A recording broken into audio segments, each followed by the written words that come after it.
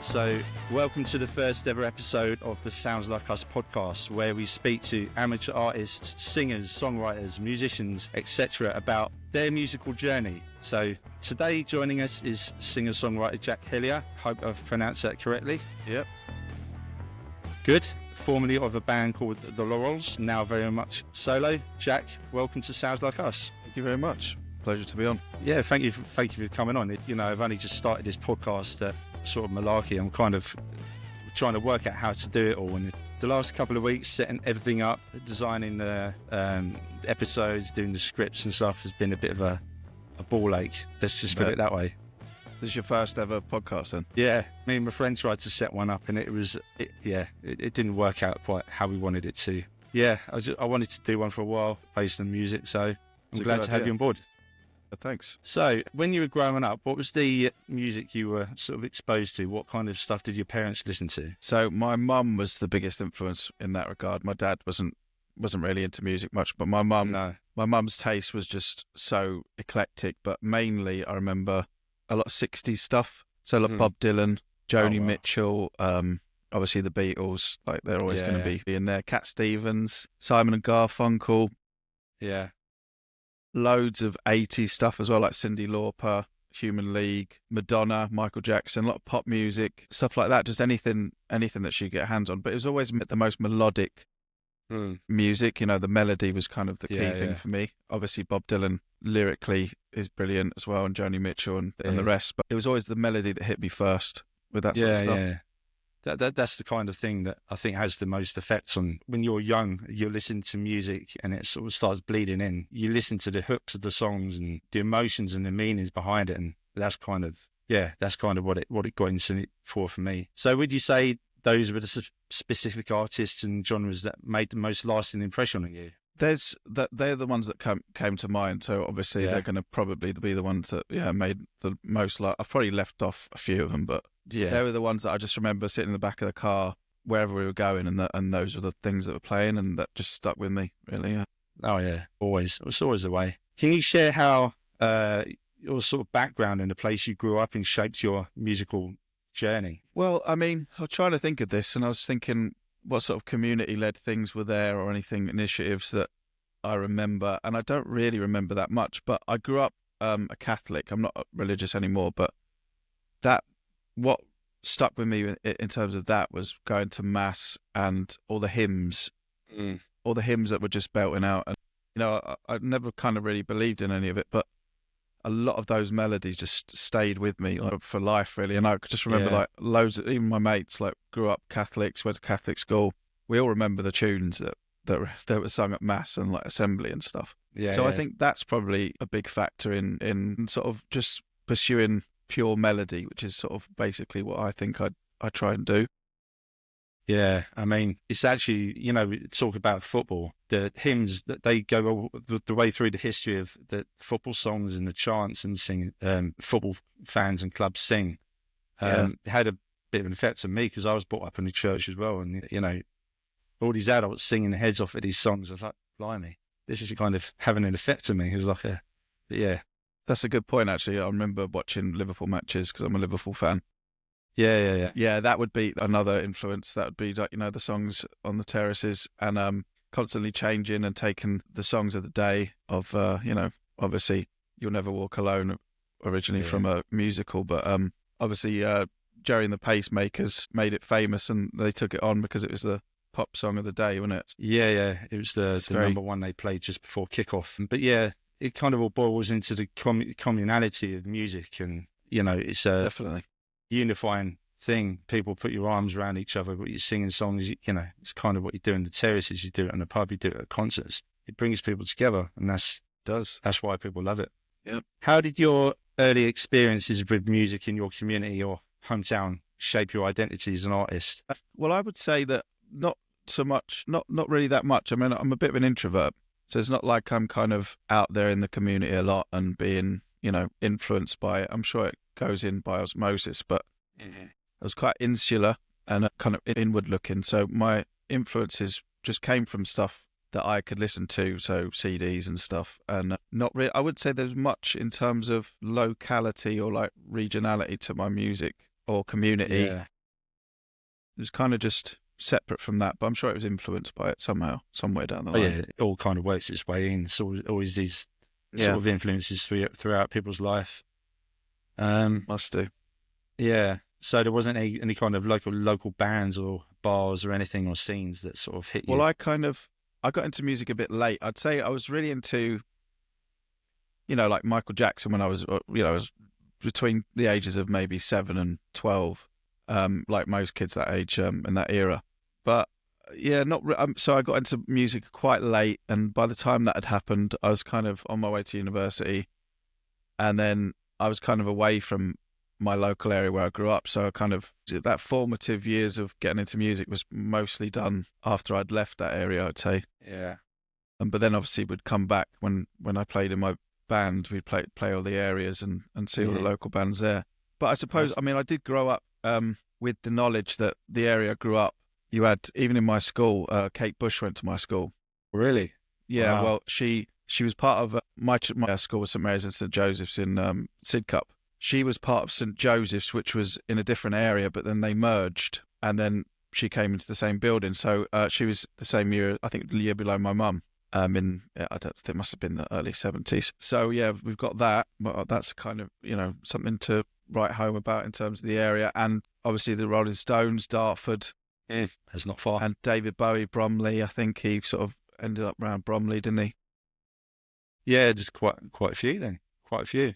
So yeah, there's obviously a good music scene, but I wasn't really ever part of it, I don't think. Yeah, I guess it's just people sort of dotted throughout the history of the local area kind of thing. And yeah, we've got a similar thing. We've got Kirsty McColl's from Croydon. Yeah. We've got Stormzy. Who else? Who else is from here? There's quite a few. I can't think of any off the top of my head. Sort of thinking back to music and the songs that have played a part of your life that you grew up listening to. Is there a particular one that sort of takes you back to a time or a place, maybe vivid memories and emotions and stuff? Not a particular place, but the song that's always stuck with me is "There She Goes" by the Lars. They were one of my favourite bands when I was growing up. Just the kind of mystery surrounding them as well. Just doing one album and then one and done sort of thing. And then Lee Mavers or Mavers, his kind of issues with substances and stuff. Yeah, that would always just, I could listen to that song for the millionth time and it not bore me. It's just a beautiful song. It's one of those songs that will clear up a dreary day like today. It's absolutely such a summery kind of song, and you do wonder what happened to Lee Mavers. He just I saw him about 2011. Okay, he played in the Old Blue Last in I don't know where that is. Is that Shoreditch or somewhere? It might not be there anymore, but it's 2011, and it was such an intimate gig. There was maybe 100 people there, and apparently Liam Gallagher was there. I didn't know, but it was announced really last minute on Twitter, as it was then. And I was an avid follower of them, and he said, "Okay, this gig's happening." So I went down there, and I was just 2 feet from him, and he was singing like my favourite song of all time. So it was just one of those amazing gigs. Yeah, it's kind of one of those things that all the stars aligned just to make it that you were there in front of one of your favourite singers singing your favourite song. I'm kind of jealous, to be honest. I really like the Lars. One of those bands I wish I'd gone to see. Yeah, they were unique, I think, and they were kind of obsessed with the 60s and things sounding. I think one of his quotes is like he wants the dust from the 60s to be on the console of the mixing desk. Wow. He wants everything to be authentic in that way. Yeah. And they hated the sound of the album. They said it was too overproduced, polished. It wasn't like them when they wanted it to sound like how they were live, but they didn't capture that. But I disagree with them. I think it's great. I love it. Yeah, that's fair enough. So, as well as the Lars, who would you say were your main influences? So, influences, I would say, it's hard to say because when people say influences, it's kind of implying that your music's going to sound like that. I think for me, it's not really that the case. I mean, the Lars, some songs that I wrote for the band I was in could be classed as sort of Lars sounding, and I do kind of sing in a tries to be a little bit affected way that some people might say as Scouse. But I'd say the Lars, Bob Dylan, Stone Roses, Oasis. I mean, I'm a massive Oasis fan. I know it might not be too fashionable. I don't know, but I don't know why there's such antithesis towards them. I don't know. I just think they're amazing. I think Noel Gallagher is just I think he's such an emotional writer, which he doesn't get credit for. I think he so many love songs that he's written that are just kind of odds with his personality in the media. I think he's a lot more emotional than he comes across or lets on. Yeah, And definitely. I loved the band called Travis from Scotland. Very good. I really The loved Man them, and Who. I know that they might be classed as soft rock, but I really, really loved them growing up. When I was about 15, I just loved Fran Healy and loved his songs. Writing to Reach You was great. That Brighten to album, Reach The Man You Who, is a stunning song. it is, isn't it? Yeah, Yeah. It's such And a good song. and that is a really beautifully well crafted album, The Man Who.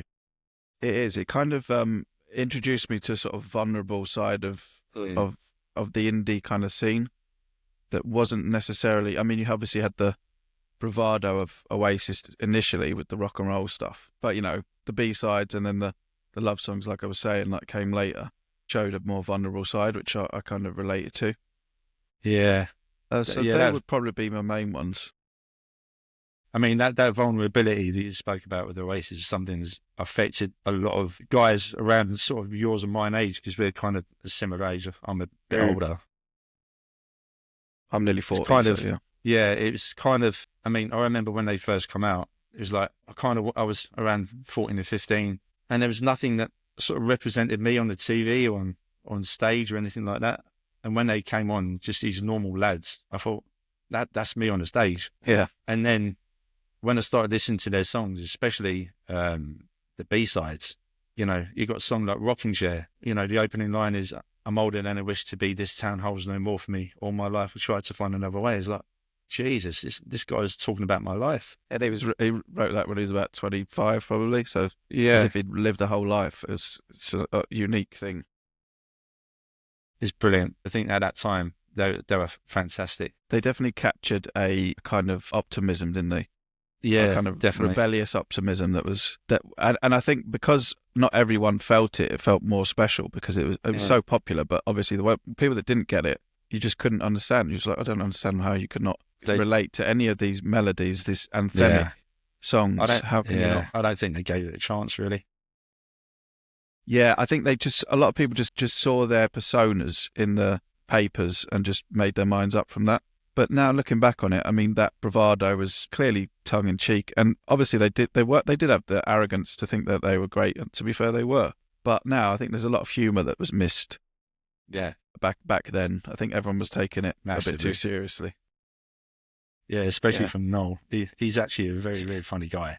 He is, yeah, and Liam as well, unintentionally. Talking about these influences, how do you go about working these into your music? Is it a natural process? Is it something you're kind of do deliberately kind of thing? Not really. No, I wouldn't say I do anything deliberately. It's kind of all sort of heartfelt. Yeah. What I do is kind of, I mess around on the guitar and then try and find melodies that I think sound unique and memorable. The style of it is kind of, I suppose, dictated by the instrument, and I can only play the guitar. So it's mainly going to be written on an acoustic guitar.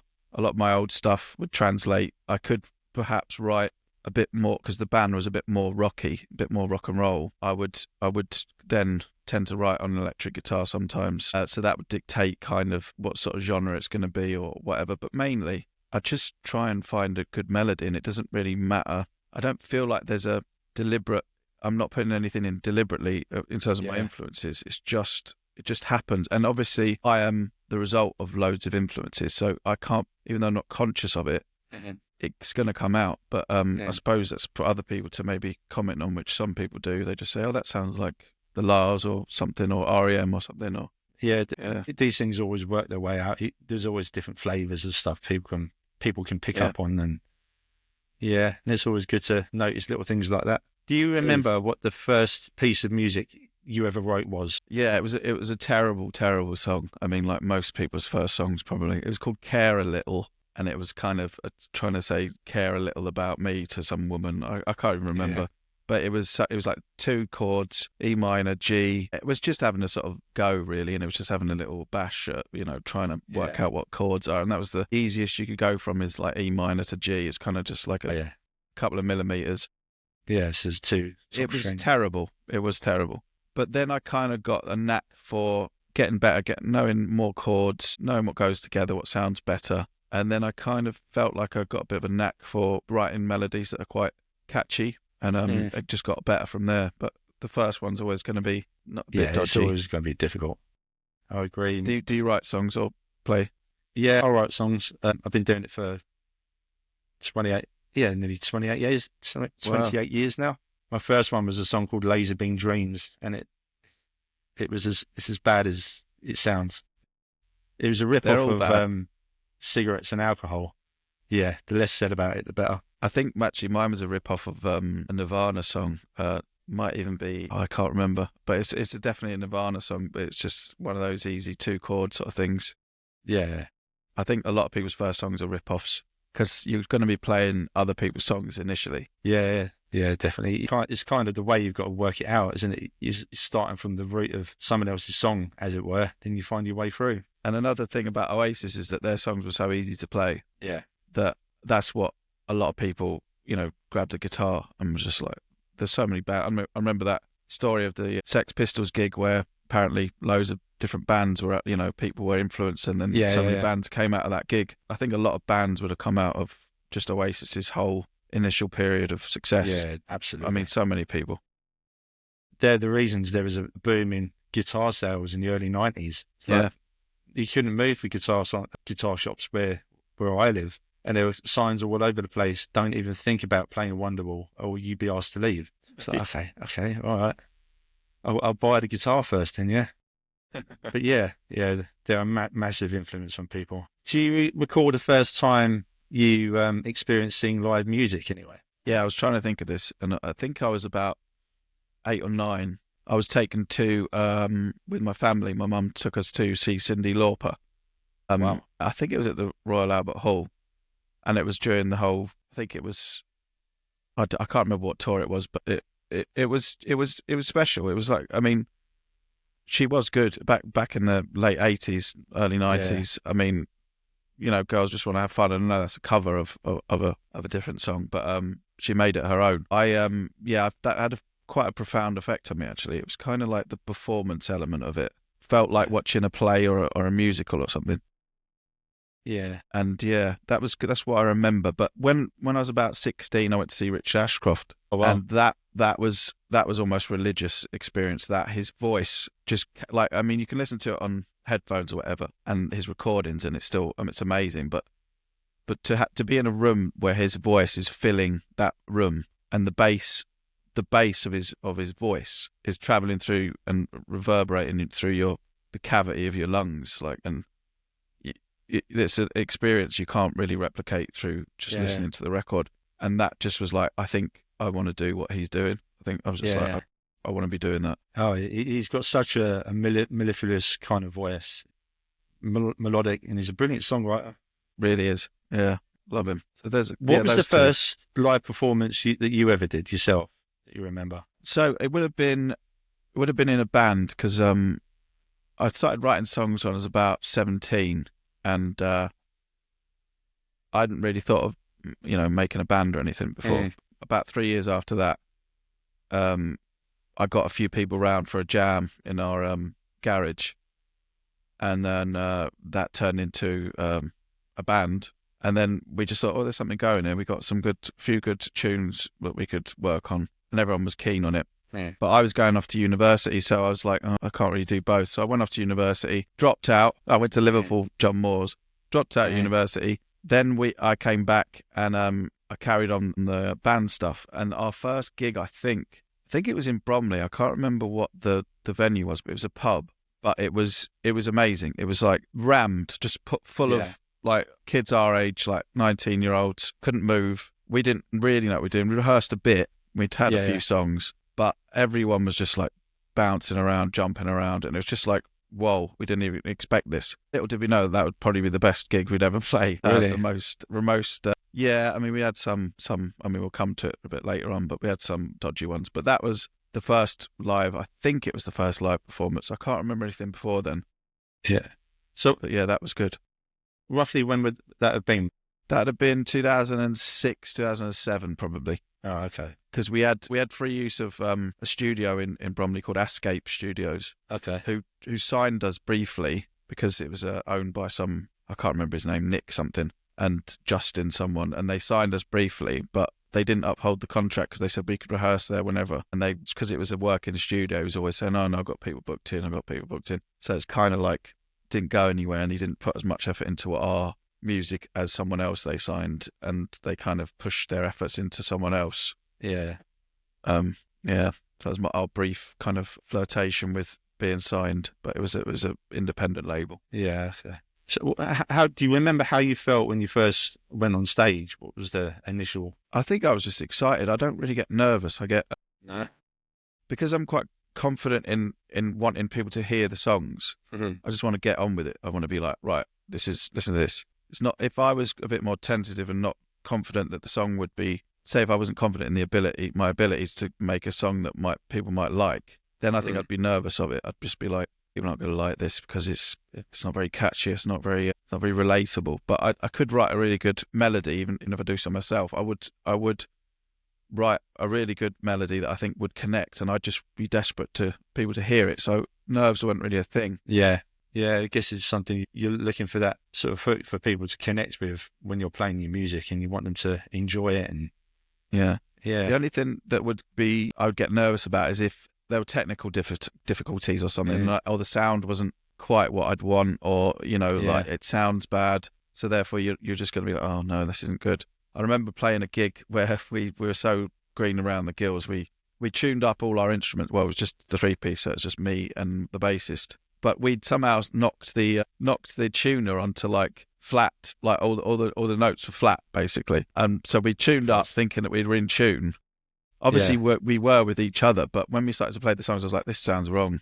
I can't sing over this. I don't know what this is. And we couldn't rectify it. We thought we just had a collective stroke or something. We don't understand what's going on. So we just had to say, sorry everyone, we don't know what's going on. That's it. We just got off. We just had to get off. Yeah. It was as simple as just retuning. It was just those kind of things that just you have to learn. You just learn the hard way. That's kind of experience, isn't it? That's just something you put that down to experience, and hopefully it doesn't happen again. But we all drop things when we're on stage. So you and your former band, the Laurels, played quite a few gigs in London and Kent. What are your memories of you and the rest of the lads doing that when you first started out? Was it difficult to get into? It was quite difficult because a lot of places you had to kind of guarantee quite a few people turn up. And obviously without social media and stuff, or like building up a presence, you're not really going to be able to do that. You need to know loads of people to begin with. And we didn't really know that many. But we managed to get our bass player, Ryan. He was really good at booking gigs around like South East London, and then like places like New Cross Inn. I don't know if these are still going, but then Central London, and or like Camden, like the Dublin Castle, Barfly. We even played there. That was quite good, and that was around. Dirty South in Lee High Road. Oh, wow. So it was a good experience. It was. It could be a bit kind of, because we weren't like the best, I wouldn't say, I'm speaking for myself, but we weren't really the most technical musicians. So we weren't really aware of how to create a sound and replicate that each place. So we would sound quite different everywhere we went. It was kind of at the mercy of the sound guy who was there. Yeah. And because we were just starting out, we didn't really know that we could, use pedals and stuff. And it was kind of like we just thought we could turn up, play the songs, and that'd be it. But that wasn't the case. It was kind of like, it was so different everywhere we played, and you could get your confidence knocked a bit if the sound was a bit rubbish, and just be like, oh, that wasn't good. Yeah. Were there any kind of difficult characters you had to deal with, like the bar managers or engineers, sound engineers? Not really. I mean, they kind of, no, we did have, briefly had a manager who was from Switzerland, but he was a bit of a character. He was kind of this rogue. I think he was studying music or music management or something, or at university. But he was about 25, so he's older than us. He lived in I think it was East London somewhere. But he was like constantly trying to book us gigs at these weird places, and going to Cambridge, and we didn't have any following, so we went up to Cambridge, drove up there, and literally performed in front of just the sound man, because there was no promotion involved. So we were just set to play in front of him twice. So we just played the same set, And then other instances, he was just like, "Oh man, you need to come out to Switzerland. We can shoot." Because he was obsessed with shooting. He had like Uzis, like those machine guns. He's like, "Yeah, we can shoot Uzis at trees. I've got so much. I've got like acres of woodland." I was like, "Yeah, I mean, Really joining the band. Yeah. Can you book us a gig where people can go Yeah. to first?" I don't want to shoot the fans. Yeah, yeah. So he was a bit of a character, and Yeah. I remember he bought us a load of equipment that we'd have to sort of take with us ourselves, like PAs and stuff, and like mixing this. I had no idea what I was doing. So we just turned up a pub, set up everything, plug it in. I didn't know, no idea what I was doing. And then eventually we had to sort of part ways with him and say, "Look, we don't think it's working." And he wanted all that stuff back, and we went to his flat, drove in there, and for a while he wouldn't let us out. We were sat at the door, and he had to buzz us out, like we sat in the car, and it was like 15 minutes had gone by, and I think he was just teaching us a lesson or something. But that's in the past now. You should have done what the Stone Roses had done and gone and bought some paint and put it all over the front of his house. Yeah. No, we weren't that rebellious, unfortunately. No. Bit too good. Do-gooders. Yeah. Well, we've all met characters like that. I remember when we were trying to start our little band, me and my friend Ren. Pretty much every bass player that turned up was a drunk. The drummers were like, I don't know, complete sociopaths. Just people that were completely unsuitable. So me and her just sort of stuck to ourselves, really. And we did all right, to be fair, as a little duo. Oh, did you? Did you play a lot of places? Well, we did a few open mic gigs. We did, say a few, it's about 3, I think. We did the Black Sheep Bar in Croydon. We did the Roadhouse nightclub in Covent Garden. We did Summer in Camden. I can't remember what it was called. The only thing I can remember about that night was the act that was on before us was a girl playing the Pink Panther theme tune on the trombone really badly. And was it the Monarch? Wasn't the Monarch or Dublin Castle? Or... It might have been. It was so long ago. It was, a lot of places aren't there anymore. I can't even... 2007, I think it was. And I was thinking, am I at a school concert here? We're serious musicians doing open mic on a Monday night, Yeah, you do get some characters. Looking back, what would you say your best performances you ever done? Would you say that was the first one, like you were saying earlier? I think it was technically it was guaranteed to be the worst performance, but it was the most reciprocated by the audience. Yeah. It was the most enjoyed by the audience, I think. And I don't know why. It was unusual. It just really stuck in our minds. It was just like, wow, that could be what it would be like all the time. But we just didn't. When people don't know you exist, they can't enjoy you. So, you need promotion is completely part of it. But we just didn't have that available to us. If we started out now, we'd have all the TikToks and all the Instagrams and all that behind us, and it would be a bit better. But then it's word of mouth, and it's really hard. It's really hard. I guess back then people did a lot of flyering. They did a lot of, sticking bill posters up on the side of the street and stuff. We did none of that. And it was more like reliant on A&R people, wasn't it, to just turn up at these places and, pot luck, really. I mean, it's never going to happen, is it?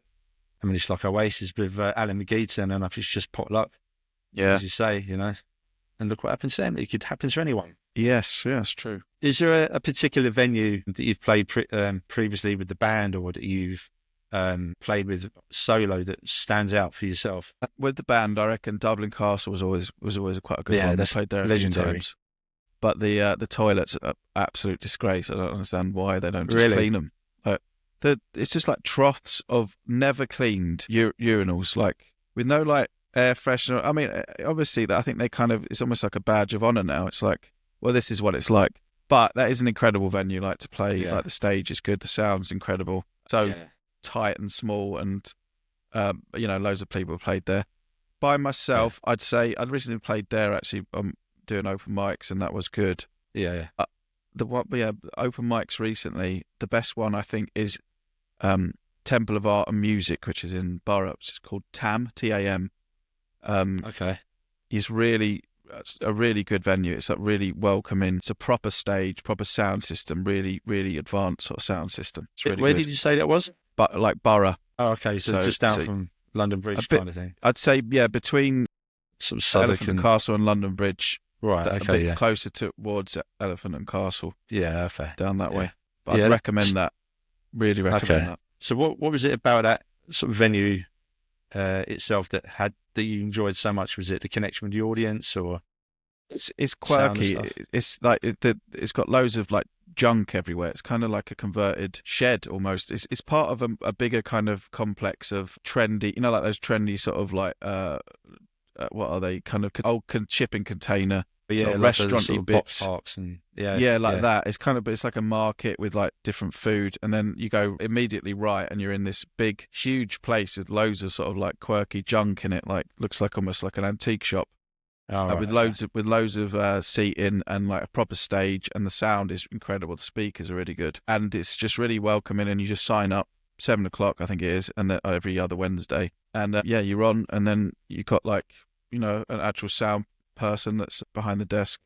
Yeah, so it sounds like the kind of place that's properly geared towards what it's supposed to do. You It know? is. It is. I'm gonna have it as a regular. I'm just gonna go there Yeah, to showcase new stuff that I'm working yeah. on. Like, because at the minute I'm just playing old stuff that's regarded as the most popular, and like that was the most popular when we were in a band.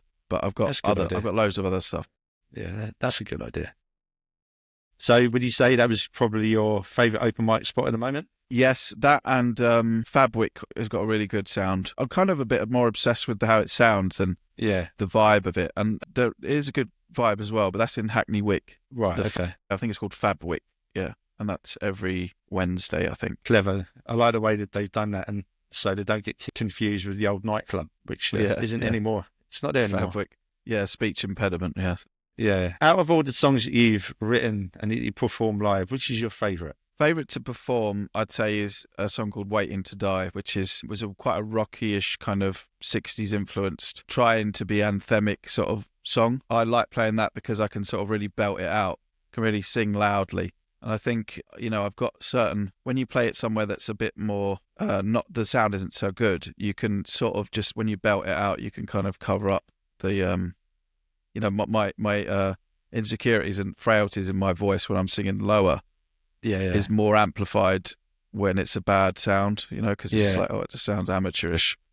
So I like playing that one, and that's a lot of people seem to enjoy that. Yeah. Yeah, it always makes a difference when you can sort of get right into the song and, kind of not have to worry so much about the sort of technicalities of how your voice sounds, how does the guitar sounds and all the rest of it. And it's a good Does one help. for me to get. I normally start with that. I normally get 2 or 3 songs. It's mainly 2 songs at open mics. But that one, kind of, if there is not that I get nervous, but if there is a residual kind of anxiety, that kind of settles it, because it's a more energetic one that just I can belt out, and then it sort of settles me after that. And then I can do the sort of the slower, sort of more, emotional one. Yeah, yeah, that's good. Have you done much in terms of sort of recording? Have you spent much time in the studio? Yeah, back in the band days, I think we recorded 2 or 3 EPs with a few songs in each one. We used a couple of different studios. The one where we got the sound that we liked the most was a place called Ranscombe Studios in Rochester, and that's kind of one of the sort of last analog sort of places. They just do everything on tape. So we kind of thought, that's interesting. That might suit our sound a bit. Going back to the Lars, it's similar to that. Like, they obviously wanted an older sound, and we thought that might benefit us. And to be fair, the recordings were quite good. We did like them. That sounds good. And it was a good experience. But I think when you're on a clock and you're paying for it, it's kind of felt a bit rushed, because we're just like, we've got 2 days really. Yeah. And not even that. It's maybe like 6 hours in total, or 8 hours. Yeah. So you're kind of like conscious that we got rushed through this. You want to relax because, as we know, when you're with a band, once you've set up, it can take you a good hour to sort of get into the vibe of things. Sometimes you have to have a good jam just to get into the vibe of it, and then you can go from there, really. Yeah, it's true. Is there a song that you've written that carries a deep personal meaning for you? Yeah, a song called Woman, which is the one I sent you. That was like when I was at university, naive, a bit green around the gills, and that was kind of like unrequited love. So that was that kind of, everyone's got that kind of story, I think, in the past, and that was the one that I wrote, and that came out of those experiences. So I'd say that one, and I think that's the one that most people think is the best one that I've done. It is a fantastic song. Thank you. It really Cheers. is. You really got the sort of those Dylan-esque kind of 60s Oh, sound. There's a little bit of a Beatlesness about it, and thanks. you've nailed those melodies on it. Honestly, Yeah, I think I just remember coming up with that melody first and just humming it around my kitchen, and it was just like, I need to put some kind of lyrics to this. I'm not the best lyricist, like normally. Takes me a while yeah, to. I'm always like melody first, then retrofit some lyrics to it. So when we used to perform in a band, scarily, I'd never had any lyrics, so I kind of would just make up gibberish as we would play, but it would be kind of legible to the degree that people would say it would be English, but I would be saying it wouldn't make sense if you were to write it down. It was just kind of like just obscure enough that people might think they couldn't hear what I was saying, but yeah, really I was just making it up. So eventually they were just placeholder words that I would listen back to and be like, okay, well, I can put that down. But that was the song that really I kind of did really sit down and be like, right, what am I going to write about, and properly put words to it. And I think it sort of works in that way. yeah. No, it's a beautiful song. Thanks very much. Can you think of a piece of music that made a major impact on you as a teenager, as an adult? Like something you might have heard from one of your influences, might even be something you heard on radio, for instance. Yeah, I think Don't Think Twice by Bob Dylan always stuck with me, because it's a strange song, because it was kind of like accepting that the person had put them through heartbreak, but just sort of saying, don't worry about it. And it's just an unusual thing to say. It's kind of like, it's typical Dylan, I think. It's kind of there's always a kind of bittersweetness to his love songs, I think. And also Boots of Spanish Leather by him is another favourite, and that's a similar theme. It's about two lovers, one of them wanting to go off and travel and dump, the songwriter, obviously Dylan, and Dylan saying, not realising it, because they just want to say, look, is there something I can get you from across the sea to make your time more easy passing? But they're just saying, I can get you a gift, and then that can just be a goodbye. But he's saying, no, I just want you, whatever. It's really good. I would really recommend listening to it, because it's just he's just a master of storytelling, and also the bittersweetness of it, and just being like, okay, so it's not just a straightforward love song. There's a bittersweetness to it, and that's what life is, really. It's not just, it's a series of bittersweet kind of moments, I think. And the way sort of Dylan, he kind of characterizes that, I mean, I don't know much about Bob Dylan. I need to start listening to him a bit more, but he definitely sort of, yeah. That song, especially Boots of Spanish Leather, and I'm not so much a fan of his harmonica playing, so it's a harmonica-less song. Yeah. So that's why I really like that one. And Don't Think Twice is good. I'd start with those two. Yeah, he's definitely a colossus of the songwriting world, Yes, yeah, for me.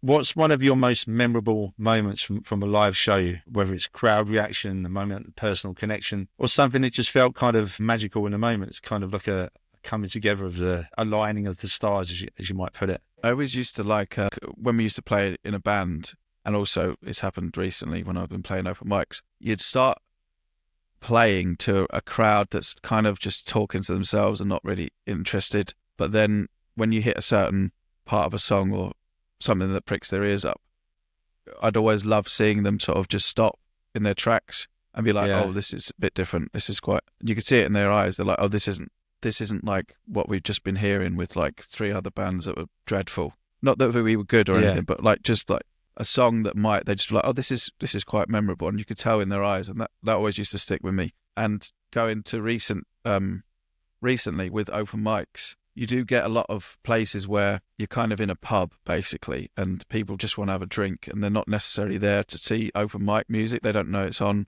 It's not dedicated or put in a room. Yeah. It's amongst people that wanted to have a chat. And that's fair enough. That's what a pub's for, isn't it? I remember playing somewhere, I can't remember where it was. It might have been Prince Arthur in Euston. And I was just like, oh, this isn't going to be good. I could see people getting up there and struggling, and the sound wasn't too good, and they were basically plonked in front of the ladies' toilets, so people were just sort of like edging past them. There was no stage, so you're on the same level. But I started playing this song, Waiting to Die, which I was start off with, because it's sort of it's ear catching, because it's quite boisterous in its chorus, and then to see people sort of were chatting, to then sort of look around and be like, oh, what's this? That's a good feeling, because it's just like, oh right, I've stopped people from being disinterested to being interested. And that was me. That must have been something I did. It must have been the song. Must have been something. those moments that they always stick with me. Yeah. So kind of moment when you see people sort of straighten their backs and then sort of turn around and you think, right, these people are interested now. And that when that happens, you see that your song and your performance has done its job. Is kind of the way I refer to that, is it's got to the person at the back of the room and it's had an effect on them.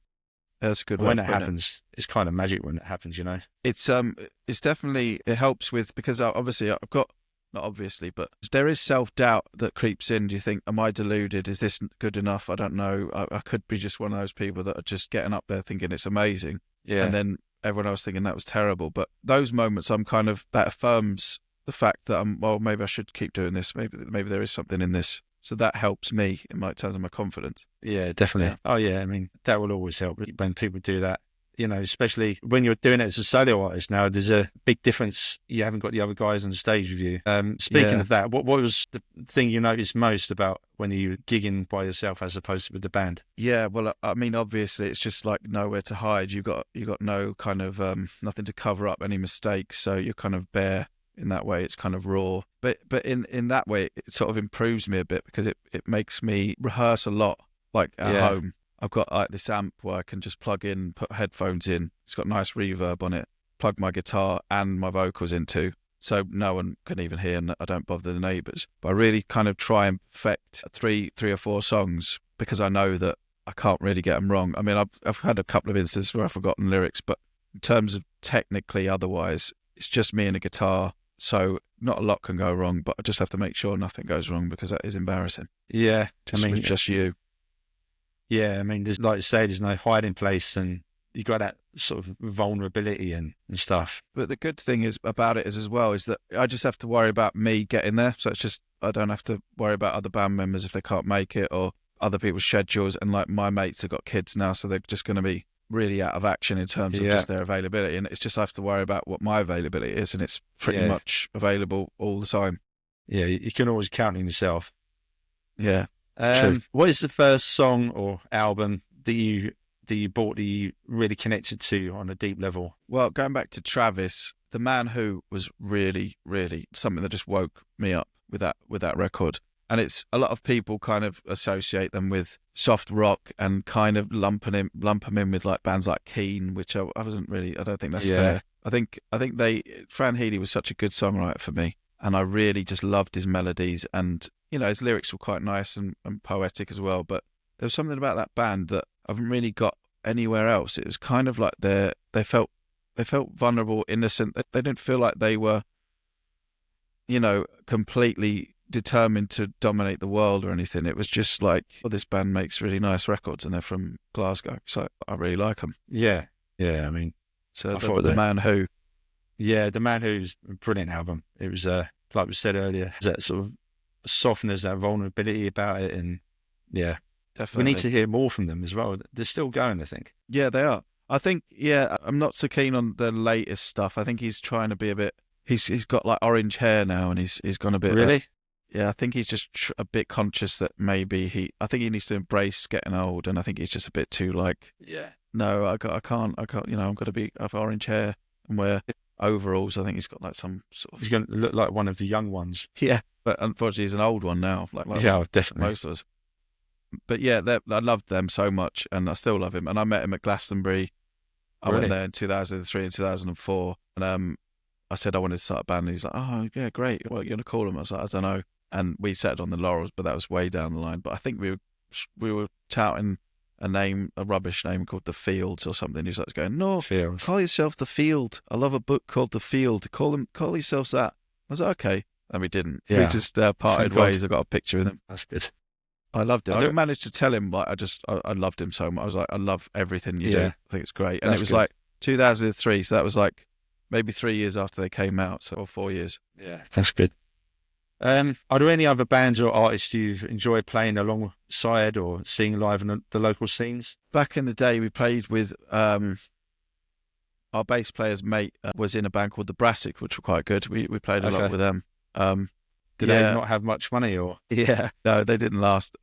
Like us, they kind of just grew out of it, I think, and then just had kids and stuff, and we never really pursued getting signed or anything with any kind of determination more than the fact that we just went out and played gigs. We never sent any demos off to any record labels ever. And looking back on it now, I'm just like, what? Why didn't we do that? Like, that's stupid. Yeah, he should have just done it and see what happened. Then I know. We just didn't have. We kind of were a bit bone idle in that way, and it was a bit. Looking back on it, we needed really a kind of kick up the arse, probably like some manager that would just be like, "No, we're doing this, we're doing that," and we just didn't have it. Yeah, well, when you get a manager that doesn't let you out of their house, we had one tries extreme, to get you to Switzerland to start firing machine guns, then maybe it's best to But stay clear of it. Yeah. True. So what does the future hold for you, both in the short and long term, musically? Hopefully. I mean, I wouldn't mind writing for other people in terms of being, I mean, that's obviously easy to say. It's an impossible industry to get into in that way, but I think I can write good melodies, and even pop music I could do, I reckon. I mean, that's pie in the sky sort of stuff, but I'm just trying to build a following, really. Just on online presence. I mean, I'm not the best at Instagram or anything like that, but I just, if I've got enough, I'm trying to build a YouTube channel. I'll have covers on there and like performances, and I'm performing at home. So hopefully just some kind of entry into the industry, whether it be performing as I am, that might not be the best. I don't know. I mean, I'm all right, but I might be past it in that regard. Writing for other people, I think I could do. I think I could definitely do that. Yeah. That's what I would hope. I think the way things are going now with online, Spotify, Instagram and stuff, it's the way I've done this. I've had to build this sort of podcast brand using that. And I think that's the way I think musicians are going now. Spotify, Instagram, YouTube. Have you got a Spotify at all? Or? No, we did have our stuff on Spotify, but it just cost money to put it on there, and it wasn't really gaining much traction. So I took them off there, but eventually I'll put some stuff on there, but I'll have to work. It's been so many years since I've done it. It's just, I'm so out of kilter, like, with everything. I've only decided to really start up again because I'm like, these songs are too good to be forgotten about in terms of melodically. I need to get them out there. And obviously my 40th birthday is coming up this year, so it's kind of like do or die sort of thing. Not literally, but it's kind of like my last. Well, hope not. No, not literally. No, definitely not literally. These songs definitely need to be got out there and heard. Thanks. And that brings us to the end of the interview. So, have you enjoyed it? Yeah, very much. Yeah, thanks. It's been a pleasure. Thanks for inviting me on. I think it's a good idea for a podcast, to be honest. It's good. I mean, it gives people a good way to sort of get out there and get themselves heard, get their story heard and stuff. It's a tough place out there, but I think knowing that there's people like me that's not struggling, but they're trying to get out there and do stuff and trying to make it happen. There might be other people in the same situation that it might appeal to. Yeah, definitely. There's loads of people that are on sort of Twitter and stuff, and I put the word out, and they've, they're really happy to come on board and do this kind of thing, and I hope it makes a difference. Yeah, I hope so too. I'll be sharing it. I'll share it around to as many people. Yeah, brilliant. As possible. Have you got any gigs and probably not, maybe tours or any sort of releases coming up that people should know about? No, I'm just going to be sticking to open mics. I'll be doing that Tam one in Borough and Fabwick, and maybe rotating a few others amongst it. But those are my two sort of base ones I'm going to be doing, and then showcasing some new stuff there. And then I'll just try and build my YouTube and get out there and just keep doing that and see where that goes, really. Okay, so that's the Fabwick in Hackney Wick, isn't it? Yeah, that's it. Yeah. And how often is that open mic night? That one is every Wednesday night. That's every Wednesday. Tam one is every other Wednesday. And that's down in sort of Borough between Elephant and Castle and London Bridge. So anyone wants to get along to those gigs, you know where they are. And please go and see Jack live. Please do. Have you got any social media people might want to follow? So Instagram and stuff? I got music? My socials or other people? Well, for your music. So my Instagram is Jack_Hellyer, Hellyer. Okay. And YouTube is Jack Hellyer Official. Okay. Just because I was hoping that eventually I'd need to have an official name on it. Yeah. So, thinking ahead. You get the blue tick as well. That's what you want. Yeah. So people, if you like Jack's music, please go and follow those socials. And to play us out, we've got Jack and his song Woman. Thank you, Jack. Thank you very much for joining us on the podcast. Thanks, Martin. Thanks very much. No worries. Thank you for coming. Cheers.